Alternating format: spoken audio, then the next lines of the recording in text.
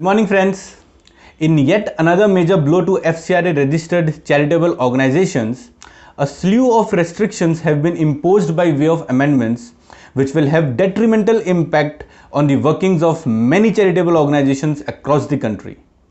Yesterday, the FCRA Amendment Bill 2020 was on the table for approval and sweeping changes have been brought in, some of which might have drastic and adverse impact on such FCRA registered organizations. I am Ashish Agarwal, founder of NGO Enabler, presenting before you the relevant amendments brought in by the FCRA Amendment Bill 2020.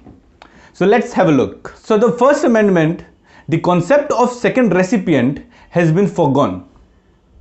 It has been provided that an organization which is registered under FCRA or who has obtained prior permission and receives any foreign contribution shall not transfer such foreign contribution to any other organization.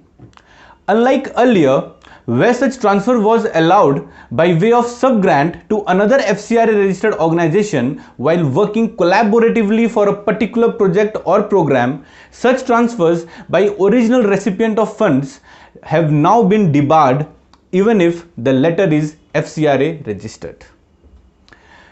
Second amendment is the capping for administrative expenses have been reduced.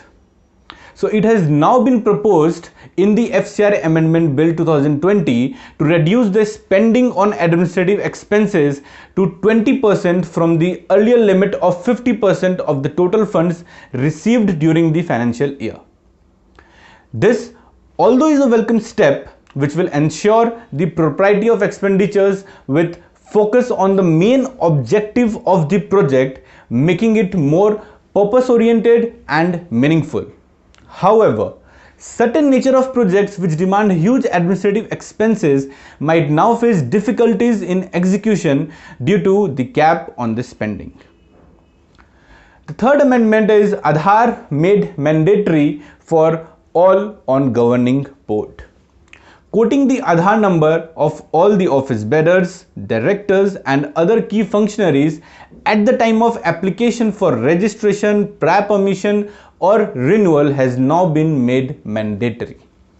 So the ones who are still waiting for any correction in their Aadhaar card need to fast track the process as the date of FCRA renewal for most of the organizations are coming soon.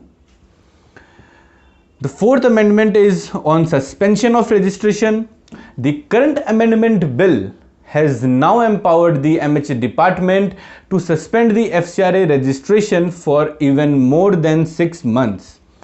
Earlier, the organization which violates the provisions of FCRA could be suspended only for a period up to 180 days as specified in the Act. However, with the amendment, the central government has been given the power to extend the suspension by another 180 days as may be specified in the Act.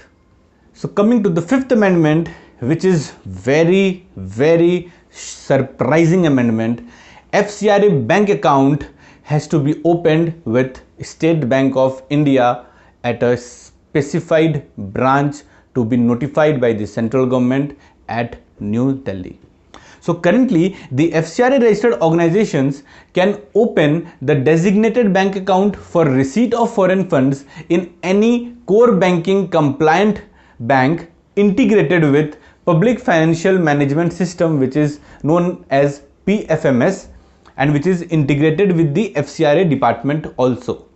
However, the amended bill have now proposed that all the organizations granted registration or prior permission under FCRA have to open a designated FCRA bank account in such branch of the State Bank of India at New Delhi as the central government by notification specify in this behalf. So, from a huge list of banks, for opening a designated bank account, it has now been narrowed down to a specified branch of a single bank, which is the State Bank of India, in a particular state of New Delhi only.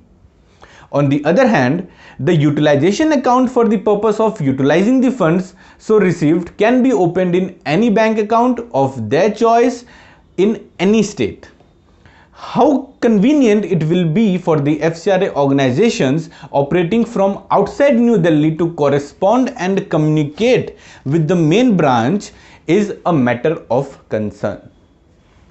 So coming to the 6th amendment, enquiry before renewal of FCRA. Now what is enquiry before renewal?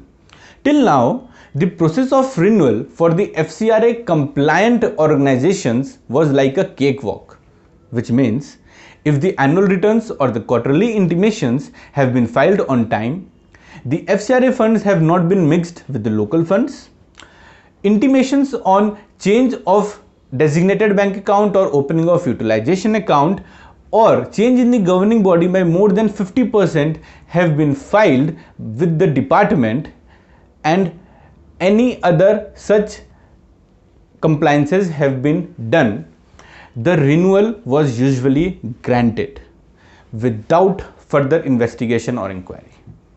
But with the proposed amendment, now an inquiry can be done if it deemed fit by the department to satisfy itself that the organizations have actually fulfilled all the conditions specified in the Act. Now we are of the opinion that already enough monitoring is done under FCRA, and with further tightening of norms, there will be a very little room for any non-compliance. So over and above the existing norms, if any inquiry will now be done even for renewal, it will be cumbersome and harassing for at least those FCRA organizations which are fully compliant with the prevalent regulations. So the last amendment which is relevant for FCRA registered organizations, now the option of voluntary surrender of FCRA registration is in place. Under the current regulation, there is no provision of any FCRA registered organization to surrender its registration. With the proposed amendments, the organizations who are no longer interested in FC receipts have an opportunity to surrender their registration by requesting the MHA department to do so. However, the department, before permitting such surrender, shall completely satisfy itself that the organization has not contravened any provisions of the Act, and the management of the foreign funds and assets created out of such foreign contributions has been vested in the competent authority as specified in the Act. So on one side, it might be a boon for some who do not want to continue the registration, but on the other, those who have huge asset base created out of the foreign funds might have to surrender it too, which will be no less than a setback for them. So really, a huge lot of amendments is awaiting the FCRA organizations. With such draconian amendments, a wave of reactions from heads of various NGOs have already started coming in, which might also take a form of petitions and applications to the department in upcoming days. But will any amendment be relaxed, or will it only be a talking tale among the NGO sector and sink in gradually? Is difficult to comprehend at such an early stage. For more details, visit our website and subscribe to our newsletter on this topic, or log on to our Facebook page, and for any query you can mail us or comment below. Thank you.